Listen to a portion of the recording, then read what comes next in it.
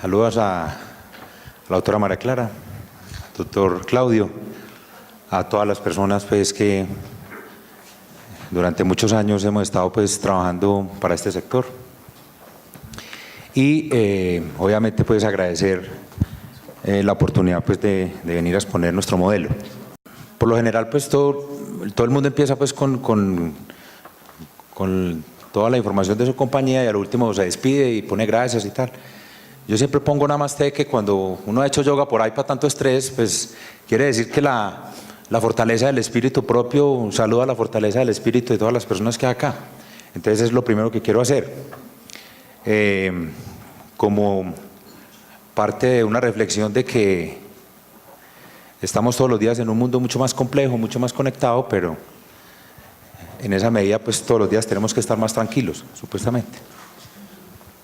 Y quiero empezar la exposición con una reflexión muy propia de la teoría del caos y muy propia pues para lo que, por desconocimiento obviamente, muchas personas creen que son las microfinanzas. Y es que siempre se está confundiendo que un microcrédito es un crédito pequeño y que por ende no necesariamente tiene que tener los controles de un banco convencional, que por ende no tiene que tener la tecnología suficiente para poder analizar esos créditos.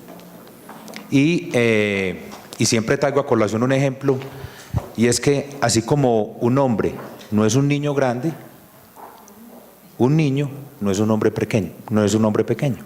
En ese sentido, nunca un microcrédito será un crédito pequeño, así como un crédito no es un microcrédito grande. ¿Qué quiere decir eso? Que las microfinanzas tienen su tecnología, que las microfinanzas tienen su know-how, que las microfinanzas tienen sus scoring, que las microfinanzas tienen unas opciones completamente diferentes y se analizan completamente diferente a lo que se analiza un crédito convencional. En ese sentido, Asobancaria y microfinanzas están a la par. En ese sentido, la institución más pequeña que pueda tener el país es igual de importante e igual de tecnológica que la más grande, y por eso esta opción que dice la teoría del caos, que las cosas hay veces son invisibles por pequeñas, pero también son invisibles por grandes, ¿cierto? Entonces, lo importante es la visibilidad, y eso es lo que está haciendo el gremio, obviamente con la dirección de la doctora María Clara, y sin desconocer pues la persona que puso la primera piedra, que es el doctor Claudio, obviamente una persona que respetamos y apreciamos bastante. Lo otro es que venir uno puede desde Medellín a contar es que una experiencia exitosa cuando apenas uno está pedaleando puede ser algo como pretencioso, ¿cierto? Entonces quería definirles para lo que para cómo nosotros hemos entendido una experiencia exitosa. Y es que el proceso del éxito es una cadena de retrocesos, angustias, llanto, desesperanza, miedo, cansancio e inseguridad. Así es que se llega al éxito, sufriendo, ¿cierto? Hay gente pues que nace sin tanto problema, pero hay otros que hemos tenido que rebuscarlo. Y la otra opción es, bueno, ¿y qué es el éxito? Pues, ¿qué es el éxito? ¿Por qué se suicida pues el cantante de Inexcess? Pues, no sé. Entonces, el éxito es la fe, la esperanza y el amor, con que podemos seguir adelante y seguir sumando, ¿cierto? Y la otra cuestión, listo, y alcanzamos el éxito y lo relajamos. No, el éxito no es un resultado final, es simplemente un estado temporal, ¿cierto? Hoy somos exitosos, mañana no. Hoy nos paran bolas, mañana no. Hoy tenemos acceso a opciones, mañana puede que no. Hoy tenemos oportunidades, mañana vamos a tener necesidades. Y si nos vamos a la frase inicial, pues las necesidades son oportunidades y las oportunidades son necesidades. Entonces, ahí es en donde, en la teoría del caos siempre y en la complejidad, el todo siempre será más que la sumatoria de las partes que lo componen, entendiendo que el todo está en la parte y la parte se circunscribe al todo. O sea, nos necesitamos todos. Listo, entonces, lo primero que nosotros nos preguntamos fue, ¿dónde vamos a operar? En Medellín, en Colombia, en Antioquia, en Bogotá, en Pasto. Y como siempre todo es tan difícil, entonces dijimos, no, vámonos para Latinoamérica de una vez. Es que Medellín es muy chiquito, pues, muy bonito, y las flores de todos los colores y tal. Y Bogotá, Bogotá es tan grande. Entonces vámonos para Latinoamérica de una vez. O sea, si nos vamos a poner a sufrir y a llorar y todas estas cosas, de una vez lloremos porque sí. Entonces definimos que teníamos que ir a Latinoamérica, porque en Latinoamérica había una opción muy importante de mercado, porque en los 5 países que definimos estar, que son Costa Rica, Panamá, Colombia, Perú y Ecuador, o Ecuador y Perú, hay 90 millones de habitantes, y esos 90 millones de habitantes solamente tienen el 5%, solamente están bancarizados al 5%. Costa Rica es un país muy pequeño. El país mayor bancarizado de estos 5 países es Perú, que está en el 12%, Colombia está al 4%, Panamá es muy pequeño, 3.600.000 habitantes, de los cuales pues prácticamente hay una opción macrocéfala ahí en Ciudad de Panamá, el resto todos, las otras personas están regados en 72.000 kilómetros cuadrados en comunidades. Bueno, había un mercado interesante, 90 millones de habitantes. 90 millones de habitantes con experiencias diferentes, con maneras diferentes de analizar lo que es la opción de microfinanzas, con necesidades diferentes.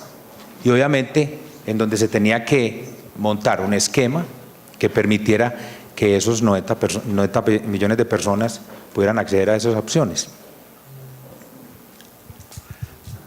Decidimos arrancar con las 3 plataformas que para nosotros eran más importantes, Colombia obviamente, Panamá y Perú. Panamá, siendo un país muy pequeño, el centro de los negocios en Latinoamérica, indiscutiblemente, 140 y pico de entidades financieras, solo 37 entidades financieras en primer piso, de resto una cantidad de entidades como representaciones internacionales. Panamá yo creo que es el único país en el mundo que puede decir que tiene pleno empleo. Fuera de eso, un país que es rico, que tiene la inversión más grande de Latinoamérica, y que estar ahí es importante, sobre todo en los negocios en los que nosotros estamos. Perú, creciendo desde hace más de 10 años, con un modelo que gracias a Dios el presidente Humala lo ha continuado, después de haber sido una persona con una posición de frente de izquierda, se enderezó un poquito y empezó a manejar un modelo mucho más ligado a un concepto de capitalismo que venía creciendo, y por eso es una plataforma bastante importante. Y obviamente pues Colombia, con todas las características que tiene como el país más grande de la región, 29 millones de habitantes en el Perú, 42 en Colombia, 3.6, 3.7 en Panamá. Y hay algo importante, nunca concebimos que nosotros estábamos en 3 países, sino que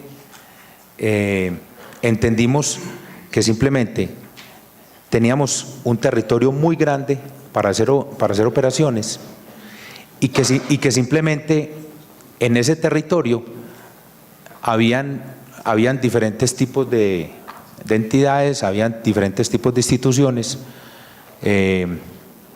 Geopolíticamente estábamos llegando a otro tipo de sociedades, pero no nos entendimos como, es que es Colombia, Panamá, Perú, no. Tenemos este territorio y aquí hay 65, 70 millones de clientes, y cuando usted llegue a la costa tiene que hacer negocios así, cuando llegue a Pasto tiene que hacer negocios así, cuando esté en Medellín pregunta así, cuando esté en Bogotá habla así. Lo mismo que nos pasa en este momento. Y básicamente lo que nosotros hemos hecho es consolidar estas 5 cosas, y es, lo primero, tener una cultura web.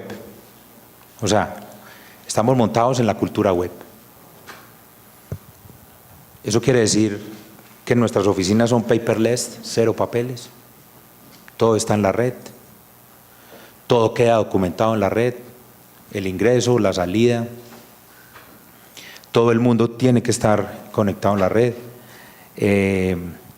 Y hay algo que no sé si vaya a ir en contravía de lo que muchas instituciones acá pueden tener, y es que cuando uno está montado en la sociedad de la información, uno no puede frenar las posibilidades de comunicación. Entonces, conozco muchas empresas con las cuales uno está hablando con un ejecutivo y a los 10 minutos, aló, ¿qué hubo? ¿Qué pasó? No, es que aquí se cuelga a los 10 minutos el teléfono. Pero ¿cómo así si estamos en la mitad del negocio? Entonces, no sé si ese tipo de ahorro funciona o no. Nunca le he hecho contabilidad a ese tipo de ahorros. La otra cosa es, mira, hay un problema en el servidor de ustedes, tenés un Gmail o un Hotmail para mandarte. No, es que aquí no entra y no el de la empresa. O de la empresa no sale y no al de otras empresas. O sea, no sé. Entonces, nosotros definitivamente dijimos, hombre, aquí hay teléfono para todos, aquí hay líneas para todos, aquí hay comunicación en tiempo real para todos, por favor utilícela bien, ¿cierto? Porque uno de los problemas que uno ve también en este proceso de la cultura web es que constantemente le llegan a uno correos en donde son correos de chistes o correos de cosas que dan virus o que son pesados y que frenan la plataforma, y abajo dice, este correo es privado y pertenece a una organización, yo no sé qué, X, Y, Z, y resulta que es un correo que le mandó otro amigo y uno desde el correo corporativo lo montó ahí y lo mandó.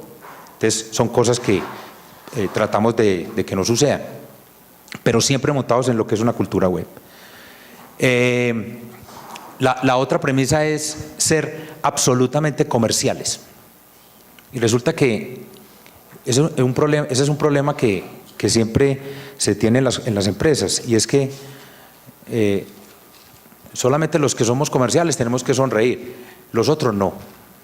No es que yo no tengo que reírme porque es que yo soy de operaciones. No es que yo no tengo que saludar formal al cliente porque yo acá soy comercial, ¿cierto? Vos trabajas en esta empresa, sí. ¿Cuáles son las tasas que se tienen? Ah, yo no sé, es que yo no soy comercial. Yo trabajo en el área de operaciones contables. Entonces, eso no permite que haya una integralidad pues en el servicio, ¿cierto? Entonces, nos montamos en la plataforma de que todos tenemos que ser absolutamente comerciales. Y en esa medida, el conmutador entra a la llamada y si las líneas de los comerciales están copadas o las del contact center, pues va a otras líneas y la persona que tiene que atender amablemente y tiene que dominar mínimamente los productos. Como le sucede a uno con los ejecutivos cuando uno lo visitan y uno pregunta si tiene la opción del leasing y la persona dice, sí, lo tenemos, yo no lo domino, voy a traer un ejecutivo especializado en eso, ¿cierto? Lo otro es que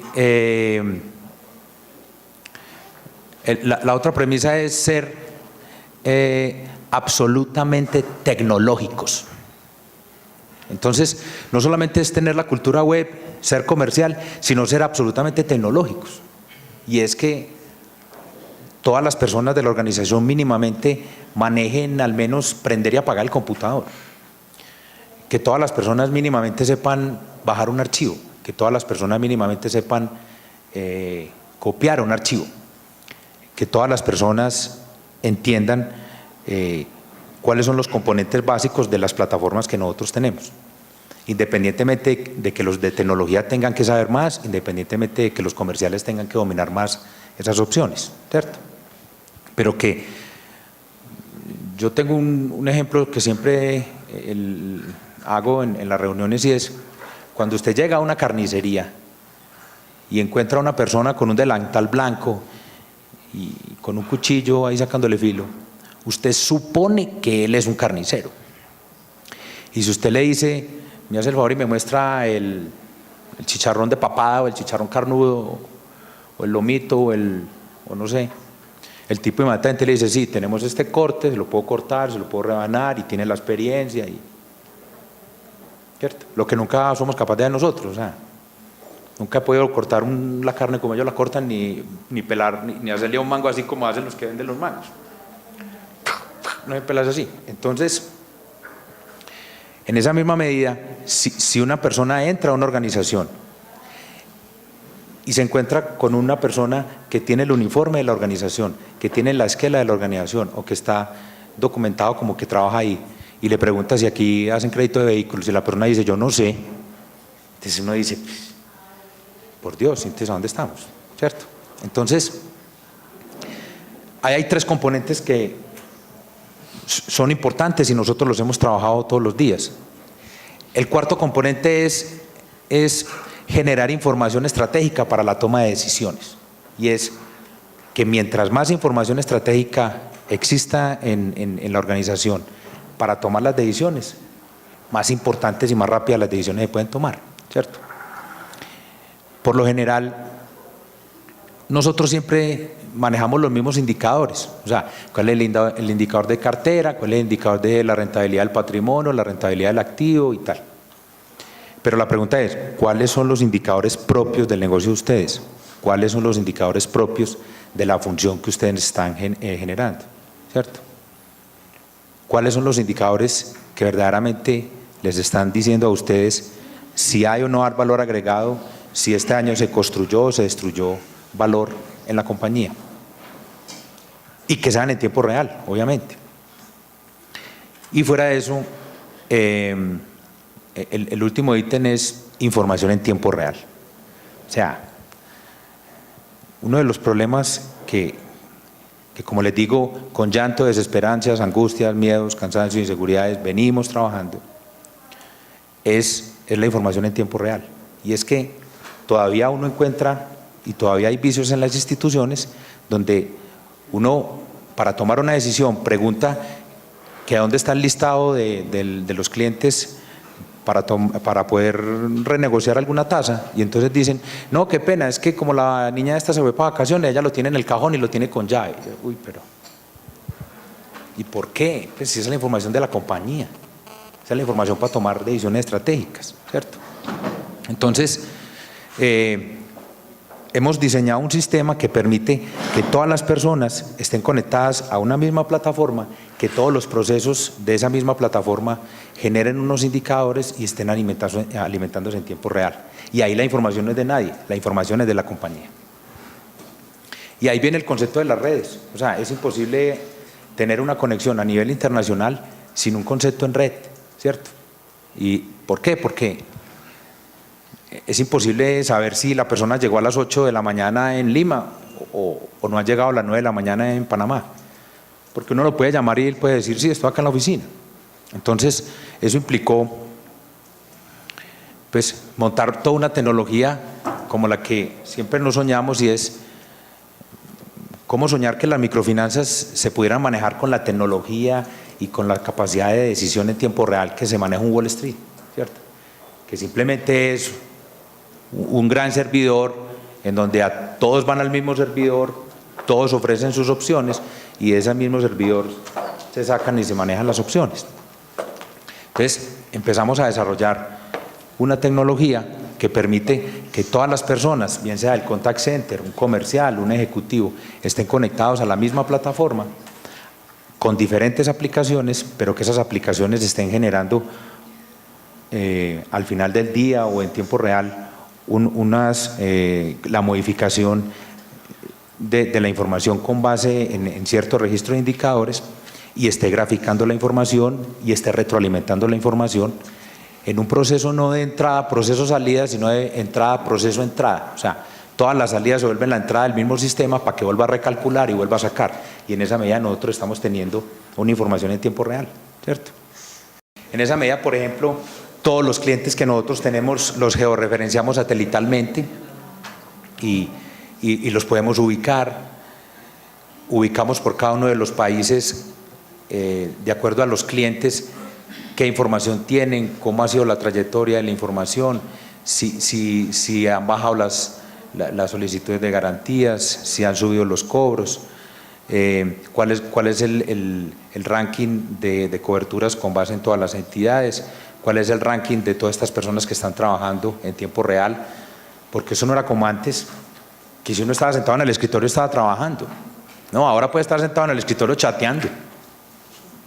Y uno ve todo el mundo ahí concentrado y están chateando, ¿cierto? Entonces, sí, verdaderamente, o sea, concéntrese, siéntese, pero estamos monitoreando a ver cuáles son las aplicaciones que usted está haciendo. Y lo mismo, teniendo la posibilidad de ir más allá de simplemente que una entidad nos reporte una garantía, ir más allá y georreferenciar esas garantías, incluso por barrio, por sector, por segmento. Eso nos llevó a manejar el concepto ese que queríamos de Wall Street y hay una plataforma que todos la conocemos, que es el famoso Bloomberg. Este señor Bloomberg se inventó pues una plataforma en donde existiera información en tiempo real y la gente pudiera transar a través de la plataforma. Porque cuando él fue corredor de bolsa, pues nunca pudo tener la oportunidad de tener la información en tiempo real. Entonces, diseñamos una plataforma que se llama el Buró de Conexiones, que es nuestro portal transaccional. A través de ese portal todas las empresas se conectan y ese portal le ofrece información en tiempo real, no solo de las microfinanzas en Colombia, sino en Perú, en Panamá, en Costa Rica, en Ecuador, y le ofrece información propia de la entidad, y ya con permisos de la misma entidad, pues se puede analizar y comparar esa información con la de las otras entidades, con la de los otros países. En esa medida, una persona de una cooperativa en Santander puede entrar completamente tranquila a su consejo de administración, simplemente diciéndole: estamos recuperando el 5% de la cartera. Entonces cualquier miembro del consejo de administración dice: eso es muy poquito, y dice: no, qué pena, según el Buró de Conexiones es el promedio ponderado que se recupera en Latinoamérica, y si quiere le doy el listado. Entonces eso le da mucha más capacidad de negociar a la persona, y fuera de eso, de tener pues un estándar de cómo está su cooperativa, cómo está su ONG, cómo está su entidad dentro de lo que puede ser un proceso pues ya en Latinoamérica. Eso le hemos ido metiendo muchas cosas, radio, prensa, ya con los celulares Android uno puede hacer un video y montarlo ahí y en tiempo real estar ahí. Tratar de generar incluso como un canalcito de televisión con los mismos clientes de nosotros para que ellos se retroalimenten, vean los videos, vean conferencias importantes. También la parte de radio, ¿cierto? Estadísticas, información, ver la información de arriba, de abajo, de la mitad para arriba, de la mitad para abajo, todo lo que uno pueda pues aportar al sistema. Este número 7, muy importante para nosotros en este momento, y ese número para nosotros básicamente es que nosotros nos demoramos 7 horas en este momento promedio cuando nos reclaman una cuota. Nosotros desde hace muchos años dijimos: no paguemos el crédito total, paguemos cuotas, porque es que para pagar el crédito total hay que tener una altura de mora, y para tener una altura de mora hay que haber reportado al cliente, y para haber reportado al cliente tuve que haber afectado mi indicador de cartera, y cuando afecté mi indicador de cartera afecté mi provisión, y cuando afecté mi provisión y cobré de una manera subsidiaria, tuve que haber demandado y tuve que incurrir en costas de abogado. Entonces la pregunta es: toda esa destrucción de valor, sabiendo que hay un mecanismo de cobertura que puede pagar. Entonces dijimos: no, paguemos en cuotas. Nunca lo ha hecho, nadie lo ha hecho, que porque pagar en cuotas se puede quebrar uno, y nosotros dijimos: pues hombre, podemos pagar en cuotas y poner un techo y ser solidarios. En vez de ser subsidiarios, podemos ser solidarios y tener los mismos controles que tiene un modelo subsidiario. Lo empezamos a hacer y ha funcionado. Hoy tenemos un promedio ponderado de 7 horas máximo en pagar una cuota cuando nos la reclaman. Eso quiere decir que el día 29 del mes, el día 30 del mes, nos pueden cobrar una cuota a las 9 de la mañana, a las 3 de la tarde la persona ya tiene en su cuenta la consignación de la cuota de ese cliente, la entidad contabiliza la cuota, queda al día, el cliente queda al día, el cliente le debe a Garantías Comunitarias, que evoluciona de un concepto de fondo de garantías a lo que nosotros hemos denominado una cámara de compensación temporal del riesgo. ¿Mientras qué? Mientras la otra persona paga. Entonces se evita el reporte, ¿cierto?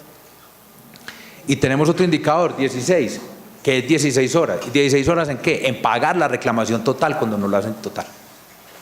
Entonces, no es un mes, ni 15 días, ni 45 días, no. 16 horas, es que necesitan la plata ya, ¿cierto? Ese es un indicador que manejamos, un indicador que lo tenemos expuesto y que todo el mundo sabe que si está dentro de la cadena de valor de ese indicador, tiene que hacer las cosas rápidamente. Tenemos una plataforma en Panamá, en este edificio que se llama el Revolution Tower, que le dicen el tornillo.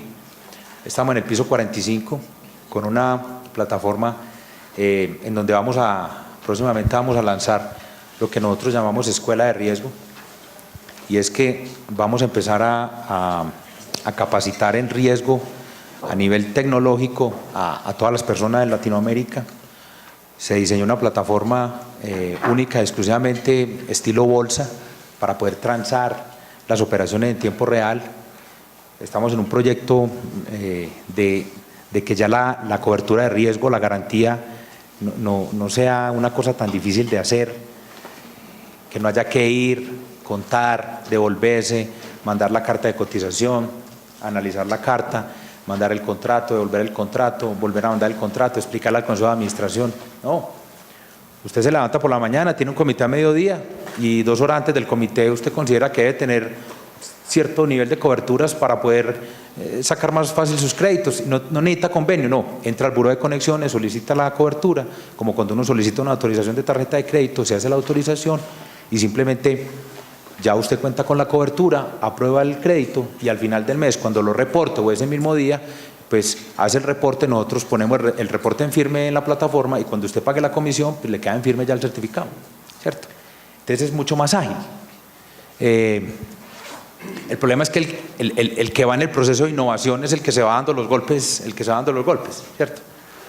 Es el que a veces tiene los tropiezos, pero de todas maneras pienso que es una manera de aportarle pues al sistema. La vista de la oficina. Y no crean, ni se estresa uno, porque no es fácil la de negocio en Panamá. Aquí está la entrada de la oficina de nosotros en Lima. Está en la avenida Miraflores, en Benavides, una oficina también amplia, como nos gusta a nosotros, con tecnología, con las mismas opciones de capacitación, con toda la información en tiempo real para que la gente la esté viendo, ya no solamente de Lima, sino comparada con Panamá y Colombia, y para que todos se metan en el cuento, con cámaras donde sabemos si está la gente o no está la gente, si está trabajando o no está trabajando. En 5 años tenemos hoy 116.000 clientes, 300 millones de dólares en cupos, 200 millones de dólares en desembolsos, 63 entidades clientes en Latinoamérica, 3 países en operación y 2 países en este momento como pilotos, que son Costa Rica y Ecuador. Y bueno, teniendo en cuenta que, como decía ahora, pues somos todos, o sea, si le va bien al gremio, le va bien a la entidad, si le va bien a la entidad, le va bien al gremio. Si nosotros innovamos, el gremio se beneficia de las innovaciones. Si el gremio innova, nosotros nos beneficiamos de ellos.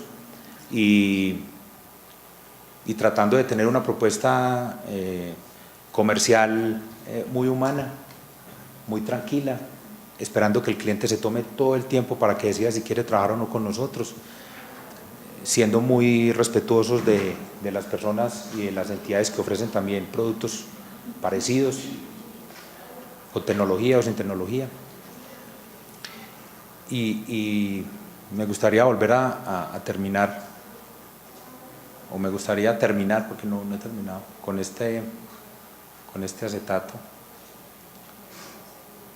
que es el que me mueve a mí diariamente.